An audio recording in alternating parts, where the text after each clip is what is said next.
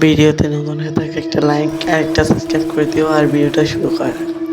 তো প্রতিদিনের মতো আমি ঘরে বসে গেম খেলছিলাম। তো আমার বাবা বলে, কিরে তুই বসে গেম খেলছিস, তোর পরীক্ষা নেই? আমি বললাম, বাবা পরীক্ষা তো আছে, অনেক দেরি হবে পরীক্ষা দিতে।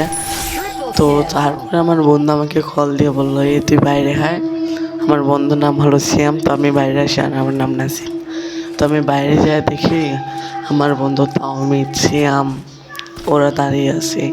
তো আমি গেলাম, তারপর বললো, এই চল, সামনেই তো পরীক্ষা, পরীক্ষার আগে আমরা একটু আমার নানির বাড়ি থেকে ঘুরে আসি। তো আমার নানির বাড়ি অনেক দূরে। তো আমার নানি বাড়ি গেলাম, যাচ্ছি বাসে উঠেছি গাইস। তো তখন কিন্তু রাত হয়ে গেছিলো যেতে যেতে। এখন আমরা বাসেও আছি, এখনও বাসে আছি। আমরা এখন পৌঁছাবো আর একটু দূরে। তো হঠাৎ বাস খারাপ হয়ে গেল, বাস চলা বন্ধ হয়ে গেল না, বাস নাকি নষ্ট হয়ে গেছে। তো বাস ঠিক করাতে হবে। তো কিভাবে ঠিক করাবে? তো ঠিক করাইয়ে মেকানিক ডাকছে ফোন দিয়ে। তো ঠিক করানোর পরে আমরা যাচ্ছিলাম, তো প্রায় চলেই গেছিলাম গাইস। তারপরে আমরা যা দেখতে পাই, কে যেন একজন বাস থামালো।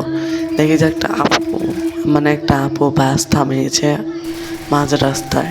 তারপরে অত রাতে আমরা মনে মনে ভাবলাম, এত রাতে এই আপু, এই রাতে বাস, এত দূরে, গভীর জঙ্গল, বুঝতে পারছো গাইস, গভীর জঙ্গল ওইটা। তো আমি ভাবলাম কি ব্যাপার, মনে হয় এই কে আটকে গেছে, নয়তো গাড়ি নষ্ট হয়ে গেছে তার, সেই জন্যই গাড়িতে নিয়ে গেলাম আমরা। তো ভালো, তাদের নামিয়ে দিয়ে আমরা চলে গেলাম। তারপর ওই পরের দিন ওই মেয়েটা আমার নানির বাড়ির সামনেই তাদের বাসা শুনলাম। তো তখন আমি অবাক হয়ে গেলাম, অবাক হয় এই ব্যাপার। তো অত রাতে সে ওইখানে কী করছিল?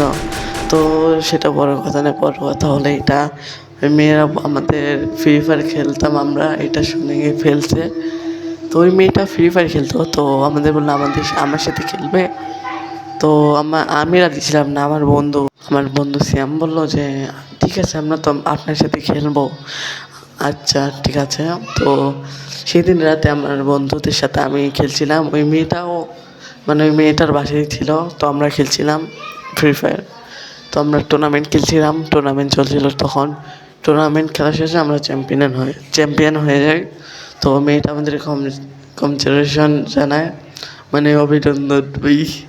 তো হয়েছে কি, তারপর আমরা ভাবলাম এক জায়গায় ঘুরতে যাবো আমরা। তো ঘুরতে গেলাম, ঘুরতে যাওয়ার পরে মেয়েটার কি হলো জানো? বিশ্বাস করতে পারবো না, এটা ভূতের মতো চেহারা হয়ে গেছে মেয়েটার, বুঝতে পারছো তোমরা? চুলগুলো একবারে, কি আর বলবো, চুলগুলো একবারে সাদা, দাঁতগুলো তো বাঘের মতো বড়। গাইস আমি দেখে ভয় পেয়ে গেছি গাইস। তো আমার আর কিচ্ছু বলার নেই গাইস, কিচ্ছু না। তোমরা সবাই গল্পটা ভালো লাগলে লাইক অ্যান্ড সাবস্ক্রাইব করে দিও। আর তখনই আমি কি করি জানো? ওই মেয়েটার চেহারা দেখে আমি ভয়ের মানে এত ভয় পেয়ে যে আমি প্রস্রাব করে দিই। আর আমার প্রস্রাব করে দিই, তখনই আমার ঘুমও ভেঙে যায়, স্বপ্ন ভেঙে যায়। কি অবাক হলেন? অবাক হলে ভালো।